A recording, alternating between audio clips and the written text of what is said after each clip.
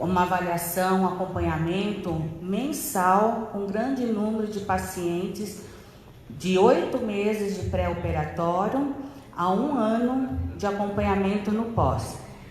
Então, numa das reuniões lá que a gente estava com o Dr. Almino, vocês conhecem ele, Bel, senta aqui, vamos conversar. O que você pode fazer para atender esses pacientes mensais?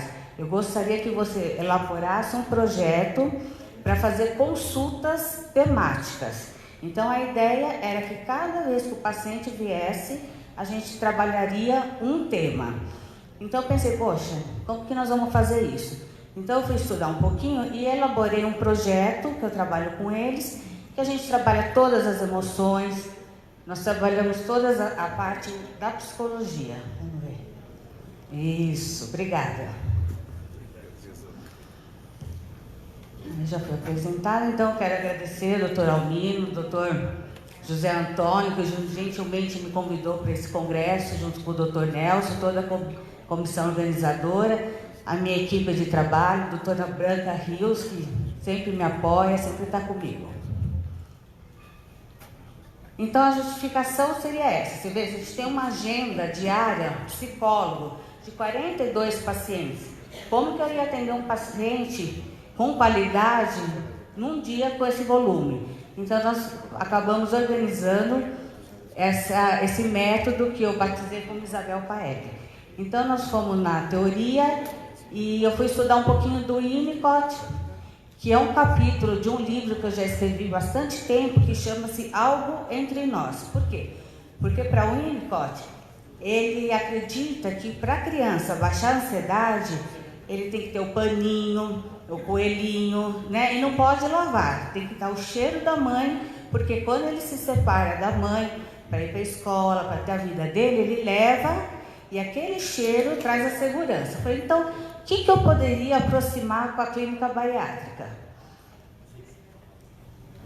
Aqui eu já falei. Então, eu elaborei a cartilha Psi-Bariátrica Care, baseada no Winnicott, para as pessoas entenderem as suas emoções, né? Então, esse método é um modelo que a gente vai atender os pacientes no pré, 8 meses, uma vez por mês, e uma vez por mês durante um ano. Não é uma psicoterapia. É uma reflexão que ele vai fazer diariamente na sua casa e ele traz o caderno, ele traz as atividades no dia da sessão para a gente estudar junto. Então, essa aqui é uma paciente que ela mesma confeccionou o caderno dela, ela foi atrás, a outra aqui colocou que ela estava em obras, né? E realmente a pessoa que vai mudar com a cirurgia bariátrica, ela está no processo de transformação. Ela está em obras, então essa paciente, ela captou muito bem esse tipo de tratamento.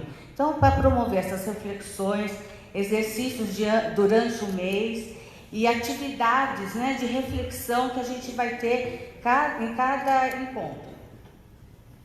Aqui, no primeiro encontro, eu peço para a pessoa, né, trazer uma foto de biquíni, para ela se ver, né, a questão da imagem corporal, de frente, de lado, de costas, porque a gente só muda quando a gente vê a realidade. Enquanto a gente nega a realidade, a gente não muda. Então a pessoa fala, nossa doutora, até que eu não sou tão gorda de perfil. Ah, mas também de frente, olha a minha barriga. Então ela começa a se reconhecer do jeito que ela é. Porque o gordinho, ele se olha só daqui para cima. Lava o rosto, escova o dente, penteia o cabelo e não tem nem noção do tamanho que ele chegou. Aí na outra sessão, o que nós vamos fazer? A carta, a história do meu corpo. Então eu quero que ele traga desde a infância dele até esse momento, tudo que ele passou com esse corpo, né? As dificuldades, se ele passou bullying, gordofobia, se fez exercício físico, se não fez, tudo já isso são indícios para a gente já poder preparar esse paciente, principalmente para adesão do pós-operatório.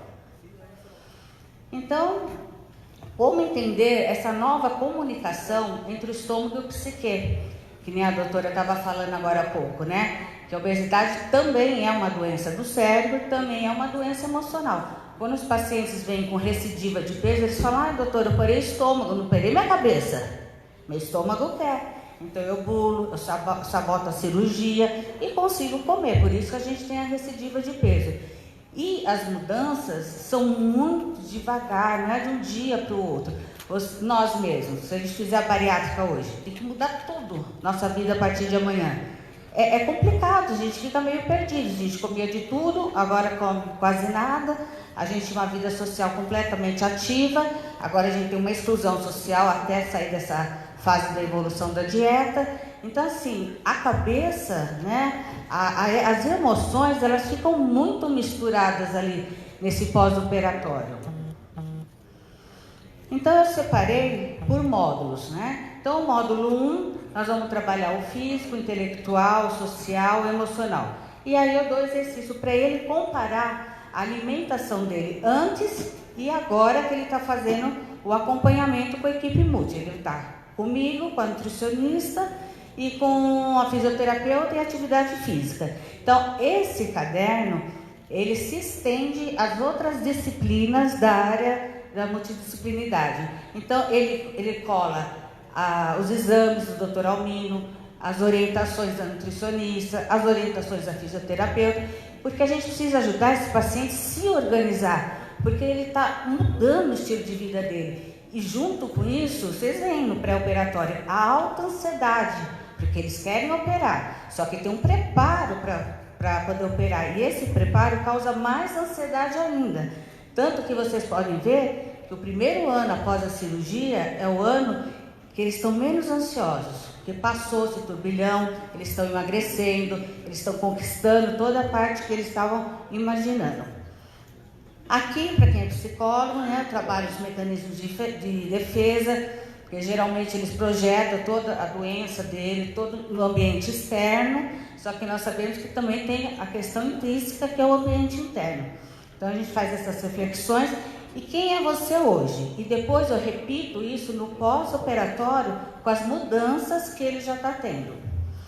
O módulo 2, eu ajudo ele a entender como funciona a mente dele, né? Que nós temos os aspectos conscientes e os inconscientes. Os inconscientes, eles vêm através de sonhos, através da terapia, através de atos falhos, e aí ele entende o que está por trás disso, principalmente os aromas inconscientes.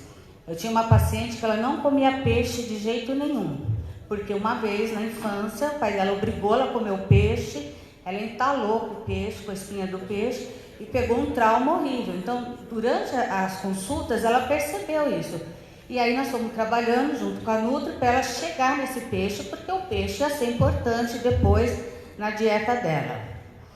E também temos os alimentos, né, que associam ao prazer. Uma outra, no pós-operatório imediato, estava com vontade de comer pizza de calabresa. Por quê?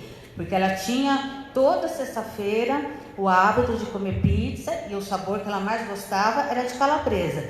Então, nesse momento, ela estava sentindo falta do ambiente familiar e social, não era da pizza de calabresa. Então, a gente tem que ajudar o paciente a ressignificar essas emoções e sentimentos, através do comportamento e dos exercícios. Trabalho com eles o conceito de todas as emoções, tanto positivas quanto as negativas, porque na hora do registro ele vai falar, estava ansioso, mas tá, o que é ansiedade para você? Ah não, isso para mim é estresse. Então a gente tem que trabalhar o que é, para ele poder identificar dentro dele. No módulo 3 eu trabalho os 4 tipos de temperamento, e que nós vamos aqui na bariátrica, se ele não tem o comportamento colórico, nós vamos o quê? Ajudar ele a desenvolver traços desse tipo de tratamento, porque esse temperamento é o que ele vai precisar depois, que é o verbo agir, fazer, né, mudar. Então ele precisa ter pelo menos alguns traços desses. Se ele ficar melancólico, como que ele vai para a atividade física? Como ele vai nas consultas? Então, o colérico positivo é esse, é a pessoa que tem um temperamento com base no verbo realizar. Ele nem tem muitos amigos, ele quase não viaja, porque o foco dele é trabalho, é realização, né? E o colérico negativo, ele é mais impulsivo e mais agressivo. Então, esse traço da personalidade a gente não desenvolve, a gente desenvolve mais o colérico positivo. Então, como que eu faço? Um dos exercícios, né? Para despertar esse colérico, a gente pede para ele poder fazer um programa com a perdida do peso e como que ele vai ter que fazer isso depois. E a gente faz o que também? Traz os símbolos, né? Porque o paciente obeso, com obesidade, aliás, desculpem, ele é muito concreto, ele tem que pegar, ele tem que sentir. A parte da simbolização, ele tem uma dificuldade durante o desenvolvimento dele. Então você fala uma bola, a gente pensa como é uma bola. Ele pode pensar mais ou menos diferente da gente, porque a simbolização é diferente. Então eu trago os símbolos do colérico, que são pessoas com temperamentos, né? Que tem esse poder de fazer acontecer. Então, que é a águia, que é o leão. Então, a gente vai trabalhando também com esses símbolos. E aqui, a parte da equipe multidisciplinar, trabalhando junto. Qual o objetivo dele?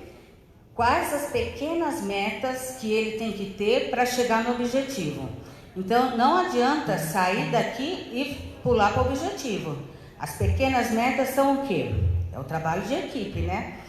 É a dieta, a psicoterapia, o trabalho das crenças, principalmente de crenças alimentares, exercício de reflexão, atividade física.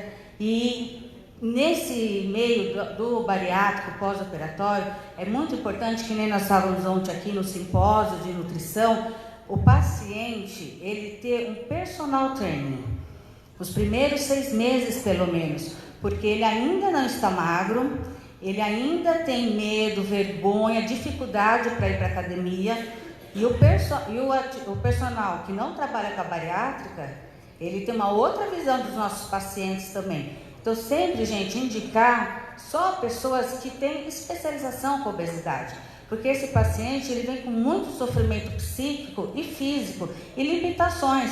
Aí esse educador físico põe ele na esteira, aí ele cai da esteira, e nunca mais ele quer ir na academia. Então a gente tem que entender que ele tem uma outra dimensão psicológica de sofrimento. E aí depois da bariátrica a gente faz as mesmas perguntas para ver o que mudou ou o que não mudou e por que não mudou, né? Porque não adianta a gente soltar o paciente. Estou emagrecendo, estou feliz da vida, estou na lua de mel com a cirurgia, como de tudo, emagreço. Ele entra numa fase de mania com essa lua de mel com a cirurgia. E aí que a gente tem o risco de perder esse paciente para as trocas de compulsões, que o Dr. Carlos estava falando da recompensa, né, doutor? Então a gente tem que tomar muito cuidado com isso e laçar esse paciente dessa forma. Inclusive a farmacêutica também lá, tá a nossa querida que não comentou, até depois eu ia perguntar para ela faz por escrito a combinação dos medicamentos por causa do desvio do intestino. Então, qual medicamento tem que tomar, qual horário que tem que tomar, com qual medicamento pode ou não associar. E aí tudo é registrado na nossa cartilha. Concluindo, então, o Winnicott, que é um teórico da psicologia, né? Ele fala sobre esse objeto transicional, que para o bebê são as pequenas coisinhas que eu falei para vocês, né? A mantinha, o cheirinho, a chupeta, enfim. E nos momentos de angústia, de medo, ansiedade, insegurança, ele tem esse objeto causando uma sensação de conforto, de tranquilidade, tanto do psicológico quanto do físico. E aí eu fiz então esse estudo para a gente poder ter uma base teórica, né, para não falar foi da minha cabeça, e aproximar com a bariátrica, né?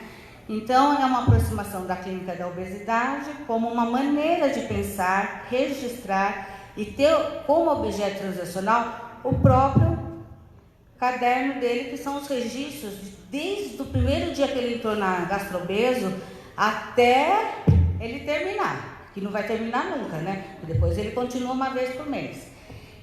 E nesse pós-operatório, para a gente ter como objetivo a recidiva de peso. Aí o que pode acontecer? Esse paciente mudar de convênio e não ficar mais com a gente, ir para uma outra equipe. Só que ele tem a orientação dele, ele tem tudo registrado. Então, se ele começa com vontade de comer de novo, se a compulsão alimentar volta, ele vai ver lá, puxa, estudei isso aqui, ó, eu sinto isso, está aqui o meu problema, então eu vou procurar ajuda. Porque é lógico, ele não vai ficar dependente da gente, a gente tem que dar ferramenta para ele ser uma pessoa que tem autonomia e responsabilidade. A gente não pode se responsabilizar por eles, mas a gente tem o dever de ensinar eles a ter como cuidar deles com essa doença crônica que não tem cura. Bom, nós estamos com a pós-graduação, convido todos para o embate, vai ser o maior evento sobre endoscopia bariátrica de todos os tempos, o Dr. Galvão, Dr. Luiz Quadros, Dr. Natan. Gostaria muito que vocês participassem, vai ser muito bom. Olha, nós já temos 200 pessoas inscritas e vai ser só em setembro. Esse meu livro tem esse método e tem um outro método, né, que eu tinha feito anteriormente desse. E nós temos também aqui o da Sociedade Brasileira de Cirurgia Bariátrica e Metabólica, um capítulo da psicologia também, para poder a gente crescer. E aqui são meus contatos, se vocês precisarem de alguma coisa, estou super à disposição. Muitíssimas graças.